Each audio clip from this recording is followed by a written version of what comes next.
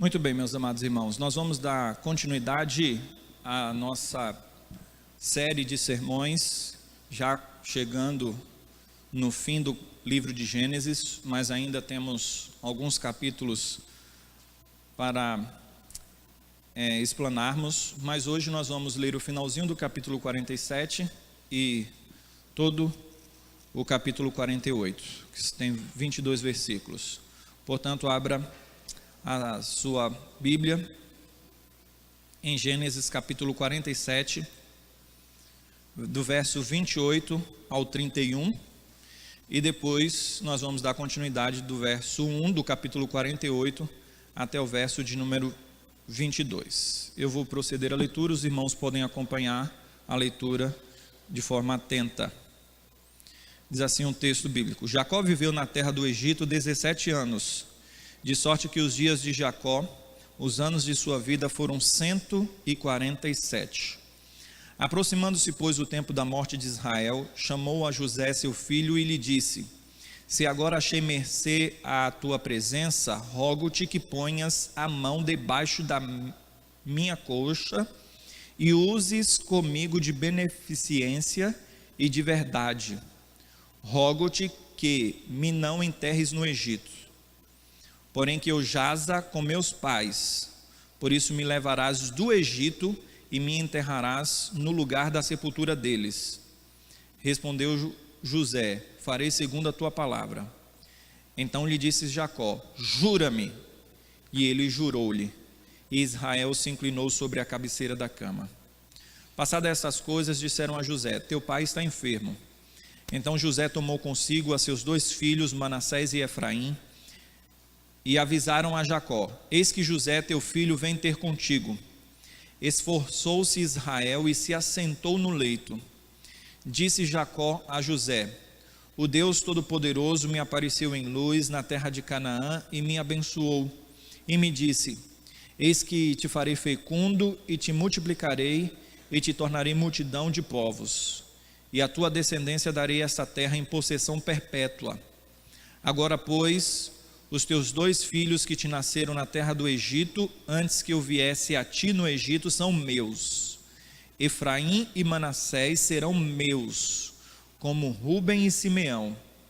Mas a tua descendência que gerarás depois deles será tua, segundo o nome de um de seus irmãos, serão chamados na sua herança.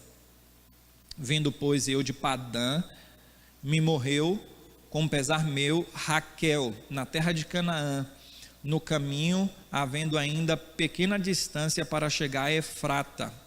Sepultei-a ali no caminho de Efrata, que é Belém. Tendo Israel visto os filhos de José, disse: quem são estes? Respondeu José a seu pai: são meus filhos, que Deus me deu aqui. Fazendo-os chegar a mim, disse ele, faze-os chegar a mim, disse ele, para que os abençoe. Os olhos de Israel já se tinham escurecido por causa da velhice, de modo que não podia ver bem. José, pois, fê-los chegar a ele, e ele os beijou e os abraçou. Então disse Israel a José: eu não cuidara ver o teu rosto, e eis que Deus me fez ver os teus filhos também. E José, tirando-os dentre os joelhos de seu pai, inclinou-se à terra diante da sua face.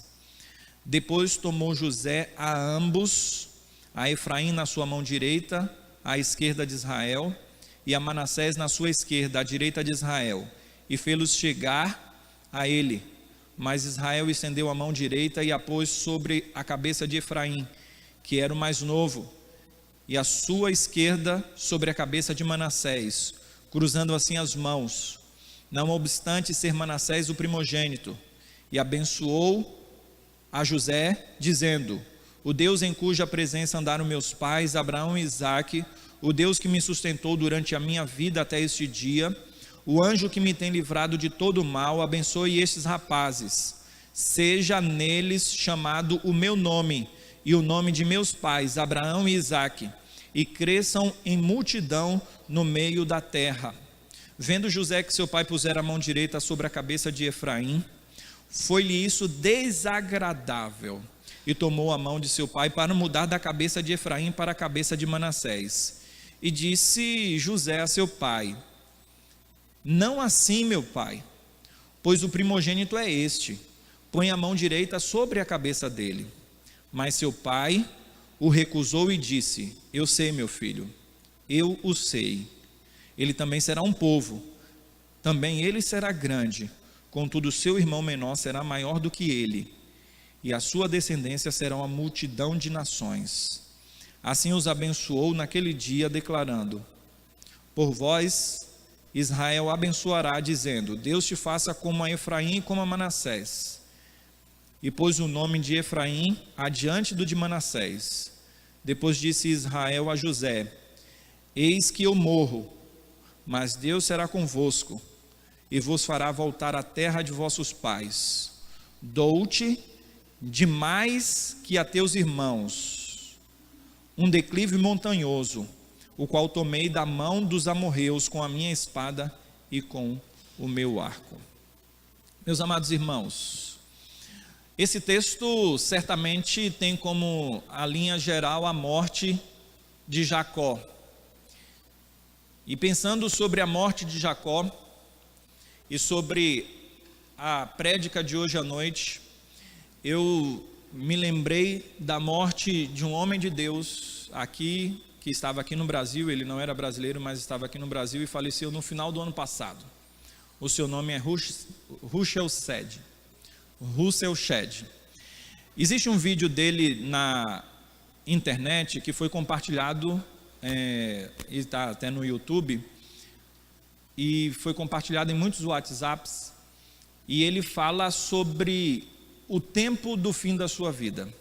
E o interessante é que aquele foi como se a última entrevista que ele deu, o último momento em que ele aparece diante das câmeras para falar sobre aquele momento da vida dele. Ele sabia que ele haveria de falecer. E ele diz o seguinte quanto àquele tempo, abre aspas: meus irmãos e amigos, realmente eu não sei o que dizer sobre o sofrimento, pelo fato de que eu quase nunca sofri até esses últimos 3 e 4 meses. Realmente é uma experiência muito boa, porque a gente se sente desmamando do mundo e pronto para subir. Graças a Deus que Cristo sofreu em nosso lugar, para que nós pudéssemos também aproveitar a grandeza do seu amor por nós. Portanto, ele faz menção do sofrimento dele, e ele diz que é algo positivo e que ele se sente como desmamando do mundo. Quando olhamos para a vida de muitas pessoas, nós podemos encontrar um paralelo com o texto que nós acabamos de ler, com a vida de Russell Shedd, e nós podemos ainda refletir sobre a perspectiva da morte como iminente e uma ciência de que a mesma está às portas. Caso isso acontecesse comigo e com você, caso nós soubéssemos que nós estamos vivendo os últimos dias da nossa vida, os últimos minutos, as últimas horas, quais seriam as nossas palavras? Quais seriam as nossas reações, as nossas atitudes? O que diríamos? Então, nós encontramos no texto a história de Jacó como sendo as últimas palavras dele, e como o texto apontando para o fim da vida de Jacó. E nós vamos extrair então lições preciosas deste tempo. E pensando sobre o que falar e como proceder no término da nossa vida, fica a grande ciência, como disse um escritor bíblico, que a vida não é a respeito de nós, a vida não é sobre nós. Nós entramos na vida e saímos. A vida não está relacionada a nós mesmos. A vida é sobre Jesus e sobre o testemunho que nós damos dele. E isso é evidenciado muito mais em momentos de angústia do que em momentos de força plena. O interessante é que a nossa vida é um testemunho constante de quem é Cristo. Mas sem dúvida nenhuma, quando nós estamos diante da morte, se nós tivermos o privilégio que Deus concede da morte pré-anunciada, se nós testemunharmos de Cristo, se nós falarmos do Senhor e das bênçãos dele, naquele período o impacto desse testemunho será enorme. Portanto, pensando nesse aspecto, pensando no aspecto do testemunho de uma fé verdadeira que nem a morte pode tirar da nossa vida, eu gostaria de meditar com os irmãos sobre o tema: a graça diferenciada dada aos cristãos próximos à morte. A graça diferenciada dada aos cristãos próximos à morte. E por que essa graça ela é diferenciada? Porque é uma oportunidade que Deus nos dá, uma oportunidade única. E o interessante é que quando nós olhamos para a morte, nós vemos que é o último inimigo a ser vencido, e muitos têm medo de encarar e de enfrentar a morte, muitos. Só que nós precisamos ter uma confiança em Deus quando encararmos a morte. É como se o Senhor Deus nos tomasse pelo braço, no momento de passarmos pelo abismo, e aqui não é simplesmente uma figura que eu estou retirando do poema, do cântico, Pegadas na Areia, o fato de Deus nos tomar pelo braço, muito pelo contrário. Nós temos a referência em Deuteronômio capítulo 33, verso 27, como uma figura de linguagem, Deus nos tomando pelo braço, e é de lá que eu extraio esse entendimento. O passar pela morte é então entendermos que o Senhor nos toma pelo braço para atravessarmos esse abismo, mas antes de atravessarmos, nós fechamos os olhos, como crianças que têm medo do escuro, e lógico que a gente sabe como adultos que este medo é infundado, é um medo que não tem fundamento, e então, porque o céu de glória é algo magnífico, então não temos o que temer a morte, mas ainda assim o Senhor se vale deste momento, até mesmo em meio às nossas fraquezas, e nós precisamos ter essa confiança de que Ele nos toma pelos braços, e quando nós atravessarmos, transpormos esse abismo, Ele dirá: pode abrir os olhos, chegamos no lar celestial. E é sobre isso que é a vida, dar testemunho do Senhor Jesus em meio à morte e em meio à vida, a confiança que devemos ter no Senhor. Não quero de forma alguma falar aos irmãos dentro de uma filosofia estoica, onde os estoicos diziam que não há como nós escaparmos da morte, mas há como escaparmos do medo dela. Não é um argumento filosófico, é questão de fé. Mesmo porque os estoicos podem dizer: eu vou ser resoluto no meu coração e na minha disposição, e eu vou resistir o medo da morte. Só que de forma inexorável, eles haverão de contemplar a morte eterna, caso eles não coloquem a sua fé em Cristo. E aí o terror da morte eterna haverá de assolá-los.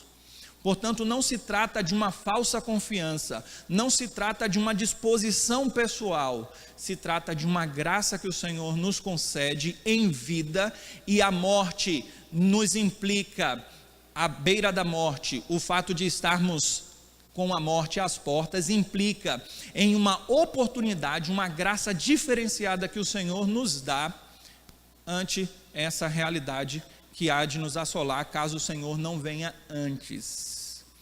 E esse texto mostra exatamente isso. Ainda que numa leitura superficial nós não venhamos contemplar esses aspectos, mas dentro de um estudo profundo das Sagradas Escrituras nós vamos encontrar exatamente isto. Primeiro, reforçando tal feito, quando nós olhamos para o verso de número 28 do capítulo 47, diz: Jacó viveu na terra do Egito 17 anos, e depois então fala quais foram os anos, 147, e no verso 29 diz: aproximando-se, pois, o tempo da morte de Israel, chamou a José seu filho e lhe disse.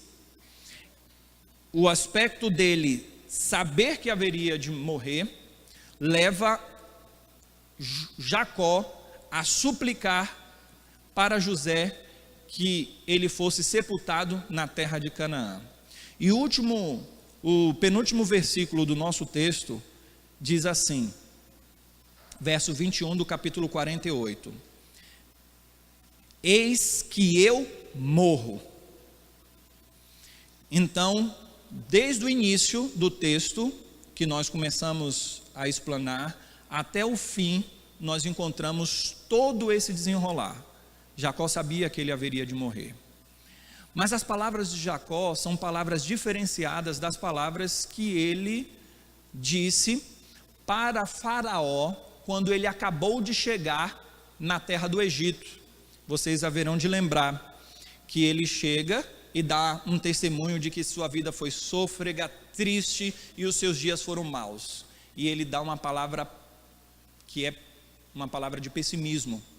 Mas quando nós olhamos para esse trecho, para esse texto, o fim da vida de Jacó, o tempo da sua morte, nós encontramos uma mudança do cenário. Ele não tem uma perspectiva melancólica, triste e abatida, muito pelo contrário.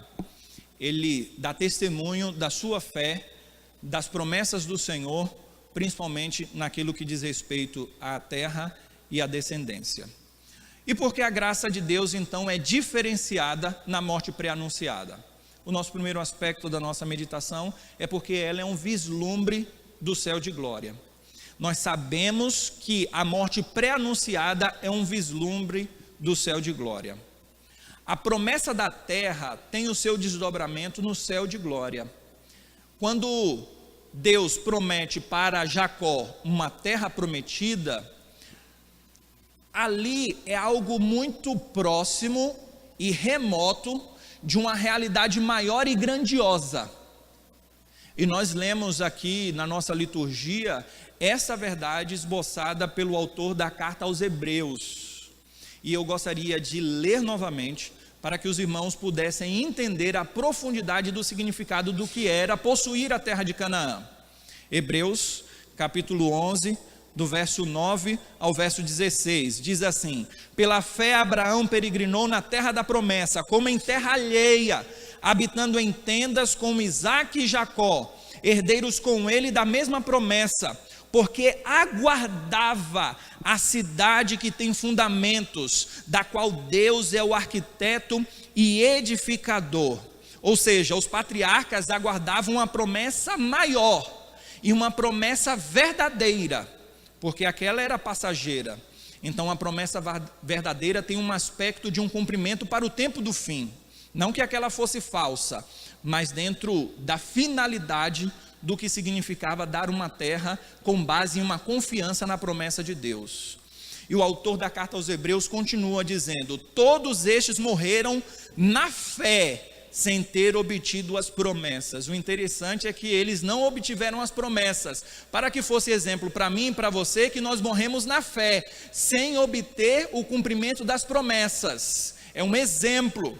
E então, fazendo referência ao significado do que era a terra de Canaã, o autor da carta aos Hebreus vai mais além, dizendo: vendo-as, porém, de longe, e saudando-as, e confessando que eram estrangeiros e peregrinos sobre a terra, porque os que falam desse modo manifestam estar procurando uma pátria, e se na verdade se lembrassem daquela de onde saíram, teriam oportunidade de voltar, mas agora aspiram a uma pátria superior, isto é, celestial. Por isso Deus não se envergonha deles, de ser chamado seu Deus, porquanto lhe preparou uma cidade. Logo, meus amados irmãos, esse texto aponta para um desejo maior, para uma realidade maior, que é a realidade da pátria celestial. Quando Jacó diz que os ossos dele seriam sepultados na terra de Canaã, ele tem a perspectiva de que o Senhor haverá de cumprir as promessas dele na vida do patriarca. Ele tinha uma revelação muito aquém da que nós temos, mas ali era o começo para o entendimento da morada celestial, que é o nosso fim e o nosso destino final. Jacó vislumbra o cumprimento da promessa de Deus na possessão terrena, quando ele diz que quer retornar para lá. E quando nós pensamos nisso, nós vemos que esta é a grande lição para a vida cristã após a morte: o cumprimento da promessa de Deus quanto à terra, o lar celestial, a habitação final dos filhos de Deus. Mas além da morte de Jacó apontar para essa realidade, para o vislumbre de uma possessão a qual o Senhor Deus, segundo a promessa dele, haverá de dar, nós temos também um outro desdobramento da graça que nos é dada na morte pré-anunciada, que é o vislumbre do descanso. Quando nós olhamos para o texto bíblico, o verso de número 30 diz: porém que eu jaza com meus pais. A palavra aqui pode ser deitar, a palavra hebraica pode ser traduzida por deitar e também por descansar. É a mesma palavra que se aplica em todos os contextos, que nós encontramos as similaridades: alguém que está deitado, alguém que está descansando, alguém que está ali em um jazigo. Tudo está ligado à morte, sem dúvida alguma. Todas essas expressões, mesmo a expressão que nós usamos descanso, é um eufemismo para quem morreu. Mas ainda assim nós temos um paralelo do significado daquela palavra. E ainda pensando no aspecto da terra e de descanso, nós olhamos, por exemplo, para Hebreus novamente. Hebreus é fantástico dentro desse paralelo.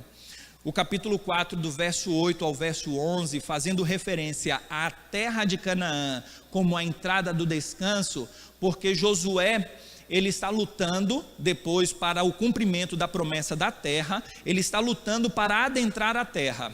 Só que o grande problema é que a promessa do Senhor haveria de se concretizar com luta, com sofrimento, com uma angústia. O grande problema da nossa vida é esse, né? São as lutas, as angústias, os problemas, e existia morte e tudo mais. Quando eles adentraram no descanso, então eles já não precisavam mais lutar. Agora a terra já era deles, eles já possuíram. E então o autor da carta aos Hebreus vai fazer essa referência nesse texto que eu acabei de citar e que passo a ler agora. Hebreus capítulo 4, do verso 8 ao verso 11. Ora, se Josué lhes houvesse dado descanso, não falaria posteriormente a respeito de outro dia. Portanto, resta um repouso para o povo de Deus. Ele está usando o fato deles descansarem na entrada na terra prometida, apontando para o lar celestial. E agora, evocando Jesus, o autor da carta aos Hebreus disse: portanto, resta um repouso para o povo de Deus, porque aquele que entrou no descanso de Deus, também ele mesmo descansou de suas obras, como Deus das suas. Esforcemo-nos, pois, por entrar naquele descanso, a fim de que ninguém caia segundo o mesmo exemplo de desobediência. O que ele está dizendo é que alguns desobedeceram a Deus e murmuraram no deserto e não entraram no descanso.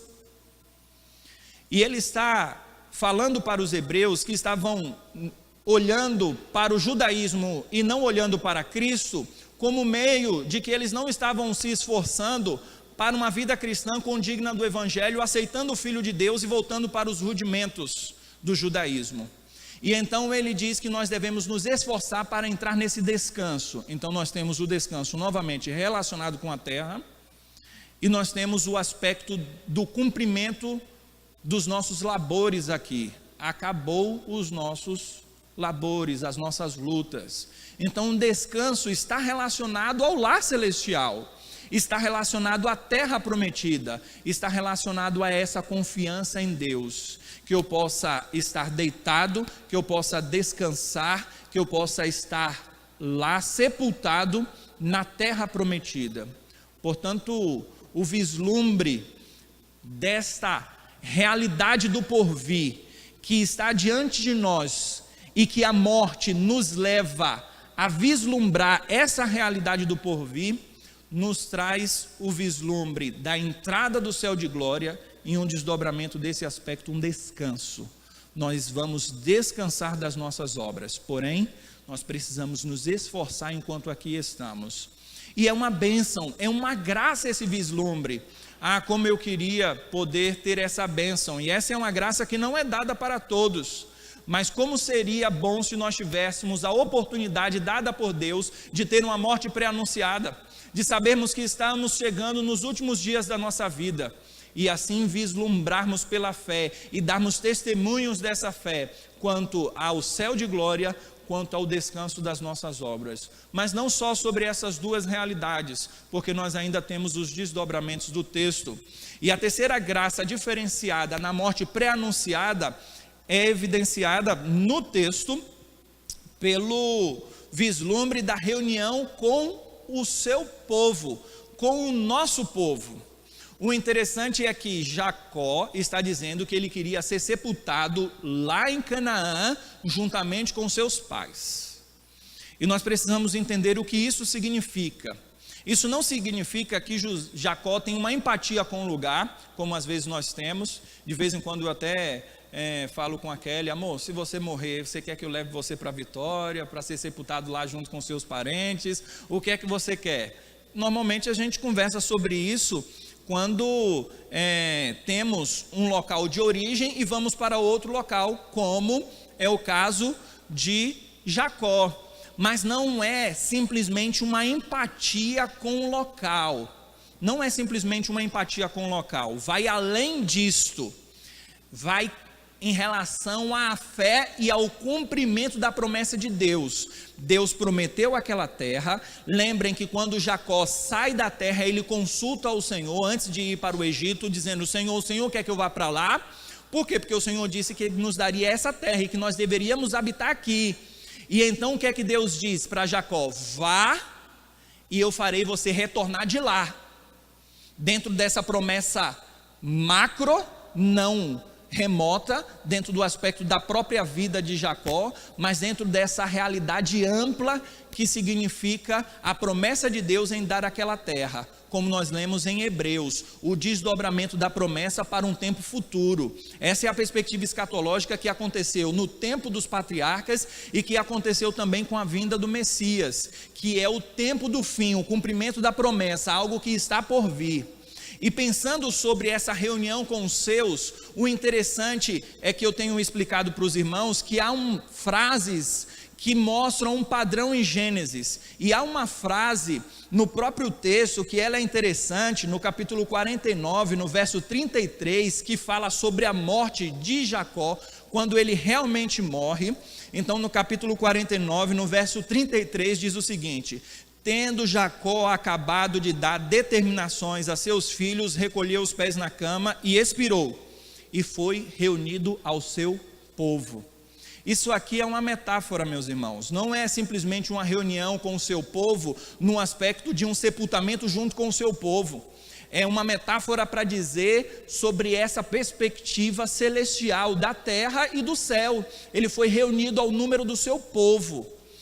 E essa frase é interessante porque alguns poderiam fazer referência ao fato de ser o sepultamento, mas é ilógico. Por quê? Porque o texto está dizendo que depois, quando ele faleceu, então Deus reuniu ele ao seu povo, e não foi o fato dele ter sido sepultado na terra de Canaã. E um outro fato curioso é que esse é a mesma expressão que é usada para Abraão, só que somente Sara, da família de Abraão, havia falecido, e o texto diz que ele foi reunido ao seu povo. Mas o povo natural de Abraão não veio para a terra prometida, ficou lá. Então nós entendemos que é essa realidade máxima, ampla, e que aponta para o tempo do fim, quando estaremos com a família do Senhor no céu de glória, reunidos com o povo de Deus. Portanto, Jacó sabia que não era simplesmente um sepultamento junto com os seus pais, mas ele sabia que o que estava sendo relacionado ali era a sua fé no cumprimento das promessas do Senhor. Ainda que a revelação sendo incipiente e progressiva, e ainda que ele não tenha esse vislumbre como nós temos hoje por causa da revelação máxima das Sagradas Escrituras, inclusive do Novo Testamento, mas ainda com a pouca revelação que eles tinham, eles sabiam que a morte não era o fim. Eles não falavam sobre o tempo do fim, porque eles não sabiam como era esse tempo do fim. Portanto, a morada celestial será gloriosa também por causa da reunião com o povo de Deus. E isto nos leva a entender que aqueles que são nossos entes queridos e que partiram em Cristo Jesus, nós haveremos de nos reunir juntamente com eles. Mas além de termos esse triplo aspecto da graça diferenciada na morte pré-anunciada, nós temos também a oportunidade de glorificar em Deus em tempo de fraqueza. Quando nós olhamos para o texto, nós encontramos Jacó se inclinando na cabeceira da cama, verso 31 do capítulo 47, o último verso, né? Deus nos dá a graça de glorificarmos a Ele no tempo do fim, meus amados irmãos. E aqui Jacó está fraco e ele se inclina. E essa palavra é de adoração. É quando as pessoas se inclinavam com o rosto em terra para adorar ao Senhor, para glorificar ao Senhor. E é exatamente isso que Jacó está fazendo no tempo do fim. Ele adora ao Senhor. O interessante é que Hebreus clarifica muito mais esse entendimento, quando no capítulo 11, verso 21, diz o seguinte: pela fé, Jacó, quando estava para morrer, abençoou cada um dos seus filhos, dos filhos de José, e apoiando sobre a extremidade de seu bordão, adorou. Então, aquilo que pode ser para alguns algo nebuloso, de não haver um entendimento quanto a essa expressão inclinar como adoração, o autor da carta aos Hebreus deixa claro, dizendo que no tempo do fim ele adorou a Deus na sua morte. Portanto, meus amados irmãos, nós podemos falar mal da vida, nós podemos reclamar do que aconteceu conosco, e nós podemos ter um vislumbre da vida e de tudo como algo negativo, pesaroso, como o próprio Jacó falou. Jacó falou isso para Faraó. É interessante isso. Depois você pode ver isso aí no capítulo 46. Mas só que quando nós olhamos para o nosso texto, já agora no capítulo 48, nós encontramos Jacó dizendo o seguinte, no capítulo 48, quando ele está abençoando os meninos, verso 16, ele diz o seguinte: o anjo que me tem livrado de todo mal abençoe esses rapazes. Então perceba a percepção de Jacó na adoração ao Senhor. Ele contempla a vida pregressa dele, e ele diz, e aqui o texto também não ajuda, o português, a tradução, porque a expressão livrar do mal é a ideia de redimir. Não quer dizer que Jacó não teve males sobre a sua vida, muito pelo contrário, ele mesmo relata esses males. A vida dele é resumida aqui, quando no verso de número 3 do capítulo 48, ele diz que o Senhor Todo-Poderoso apareceu para ele em luz na terra de Canaã, quando ele fugia do seu irmão.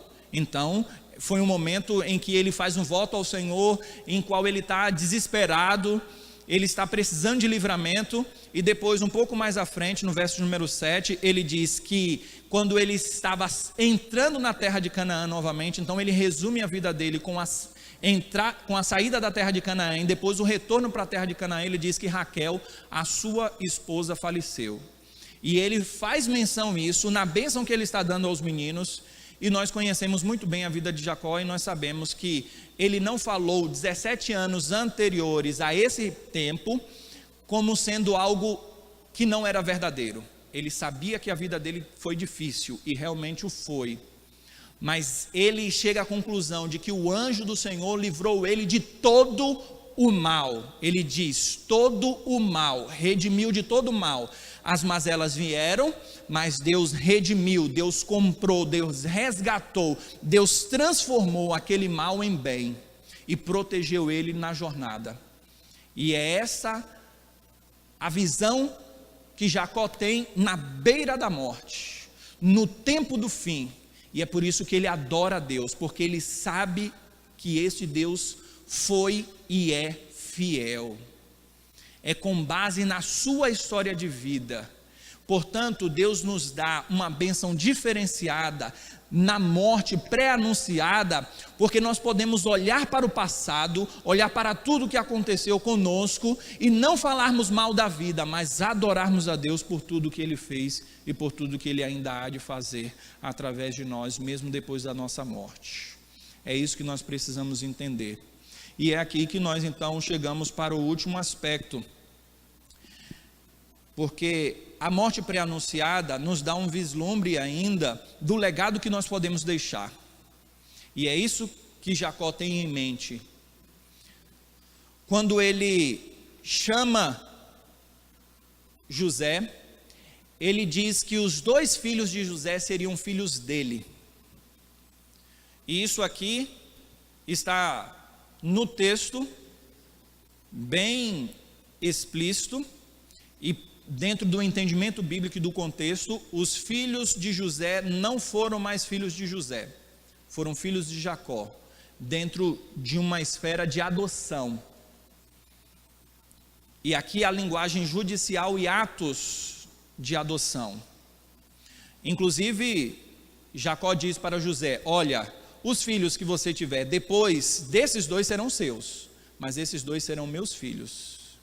E o interessante é que quando nós olhamos para as tribos, as 12 tribos de Israel, que está relacionada ao patriarca, nós não encontramos José e nós não encontramos Levi como sendo contabilizados no número das 12. Primeiro porque Levi não tem possessão na terra, e depois que José deixa espaço para esses 2 filhos, que é Manassés e Efraim. Então nós temos as 12 tribos, e nas 12 tribos nós temos Manassés e Efraim, e nós não temos os filhos de outros, que seriam filhos dos filhos de Jacó, a não ser os filhos de José. E o texto é claro quanto a isto. Mas o interessante é a forma como Jacó chama os filhos de José. Quando nós olhamos para o próprio texto, verso de número 5, quando nós temos essa reivindicação de Jacó em relação aos filhos de José, ele diz o seguinte: agora pois os teus 2 filhos que te nasceram na terra do Egito, antes que eu viesse a ti no Egito, são meus. Efraim e Manassés serão meus, como Ruben e Simeão. O que é que ele está dizendo aqui? Os filhos que te nasceram na terra do Egito, eles não são filhos do Egito, eles são filhos da promessa. Eles são filhos da terra de Canaã, eles vão retornar, eles são da nossa família, eles são meus filhos também. Portanto, a ilação e o exemplo e a lição que nós podemos tirar desse texto é que por mais que nós venhamos nascer aqui, a nossa vida não é daqui, nós não somos daqui. Eles nasceram do Egito, mas eram filhos da promessa. Nós nascemos na terra, mas nós somos filhos do céu. Nós somos filhos de Deus, para essa Canaã celestial que está preparada para nós. E o que é que Jacó está fazendo aqui no fim da sua vida? Ele está dando uma bênção para que a posteridade tenha uma família na presença do Senhor. O interessante é que o último versículo, percebam, o penúltimo versículo do capítulo 49 diz o seguinte: eis que eu morro, mas Deus será convosco e vos fará voltar à terra de vossos pais. Eu morro, a minha vida fica por aqui, mas o meu legado continua, porque assim como Deus esteve comigo, Deus também vai estar com vocês após a minha morte. E é esse o grande legado que Jacó está deixando. Ele está assumindo aqueles 2 meninos para que eles recebam o cumprimento da promessa do Senhor na vida deles. E é isso que nós precisamos entender, que a morte e o tempo do fim é uma oportunidade que Deus nos dá para vislumbrar um legado que nós podemos deixar. O interessante é que Jacó poderia se reunir com os seus e falar bem assim: olha, eu tenho muito gado, eu tenho muitas possessões que eu adquiri e que estão aqui no Egito, e ele falar alguma coisa quanto à sua possessão. Ele não fala nada sobre possessão, a não ser no último versículo, mas está relacionado à terra de Canaã, que era o cumprimento da promessa. Mas ele não fala nada sobre a terra de Gósen, ele não fala nada sobre os bens dele, porque a fé dele está relacionada com as promessas de Deus e não com as coisas daqui da terra. E ele entende que ele vai deixar um legado, e é por isso que ele chama e abençoa os seus filhos, porque ele quer passar esse legado da bênção de Deus para eles, dentro de um aspecto de que a continuidade se daria dentro do aspecto da sua morte. E é bem parecido o relato de Gênesis aqui com o relato da morte, pelo menos Isaac achava que ia morrer e por isso chama os filhos para abençoar, né? Ele está cego, ele está esperando que venha a falecer e ele vai abençoar. E é bem parecido o relato aqui, inclusive com a transferência das bênçãos, quando não deveria vir sobre um e veio sobre o outro, né? O que é que isso quer dizer? Dentro do texto, porque isso não é de só menos importância, é que a bênção de Deus, ela nos vem não com base em méritos. No livro de Gênesis nós temos os méritos daqueles que são primogênitos, e isso é cultural. Dentro da cultura, o primogênito é que receberia a bênção. Mas aí Deus vai invertendo em todo o tempo. Ao invés de ser Caim, que era o primogênito, quem recebe a bênção é Abel. Abel morre e Deus dá Sete no lugar de Abel como cumprimento da promessa. Quando nós olhamos para Ismael, que era o mais novo, a bênção não era para ele, mas para Isaac. Quando nós olhamos para Esaú e Jacó, a bênção não é do mais velho, Esaú, mas de Jacó. Quando nós olhamos para Zera e Pérez, a bênção é de Pérez. Quando nós olhamos para a família de Jacó, nós podemos imaginar que Rúben, ele é quem vai ser o primogênito e aquele que vai receber a bênção, e ele até mesmo usurpa isso, quando ele toma uma das filhas, uma das esposas do seu pai, e ele quer exatamente usurpar essa proeminência, mas não é ele quem recebe. E então nós sabemos que o desdobramento recai em Judá, e aqui nós também temos esse mesmo exemplo sendo colocado, em que Jacó entende, ele vislumbra o legado, a bênção, ele tem essa visão correta, o que o seu pai não teve. E quando o José diz: não, meu pai, não é bem assim não abençoa Manassés não, como se ele sendo o primogênito, é o contrário. Melhor dizendo, não abençoa Efraim como o primogênito não, abençoa Manassés, porque ele que é o primogênito. E então Jacó diz: eu sei muito bem, meu filho, o que eu estou fazendo, eu sei muito bem o que eu estou fazendo. Portanto, meus amados irmãos, o Senhor nos dá graças dentro de uma morte pré-anunciada. Eu gostaria de concluir dizendo que o Senhor Jesus nos adotou, e a Bíblia fala sobre a adoção no aspecto de que Deus nos adotou para a sua família, para a família da fé. E alguns podem pensar o seguinte: o legado que eu posso deixar, eu deixo para os meus filhos. Mas e aqueles que morreram antes de ter filhos? E aqueles que não terão filhos? Eles não poderão deixar um legado sobre a terra? Lê do engano aqueles que pensam assim. Porque Deus nos dá a bênção maior de deixar um legado na sociedade como um todo.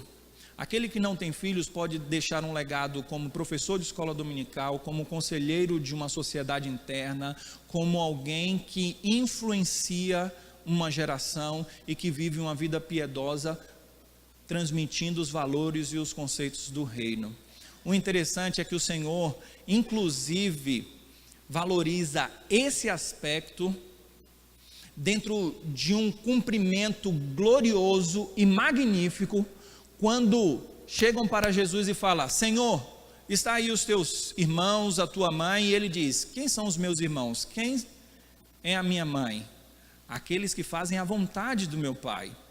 E o interessante é que o Senhor nos dá como responsabilidade, sim, filhos para cuidarmos, mas o que nós devemos pensar é em extrapolar essa relação familiar, trazendo para o contexto da igreja a realidade máxima das nossas relações. Sabe por quê? Porque no céu você não vai ter filho, você não vai ter mãe, você não vai ter pai, você não vai ter esposo. As relações familiares no céu serão desfeitas. Lá só existirá uma família, a família da fé.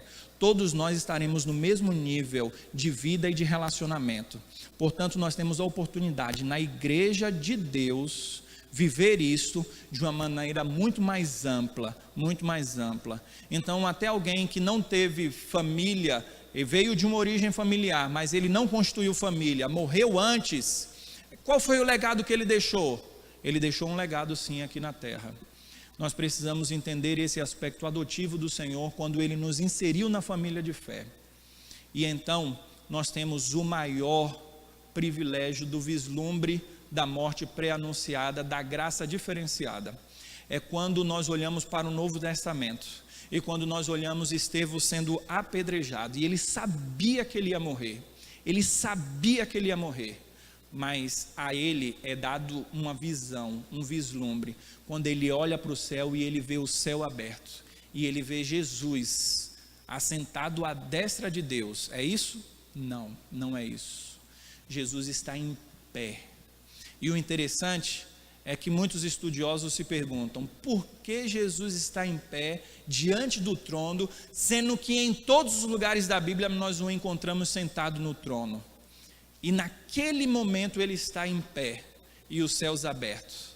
Os céus abertos é uma referência a uma chamada do santo que estava morrendo.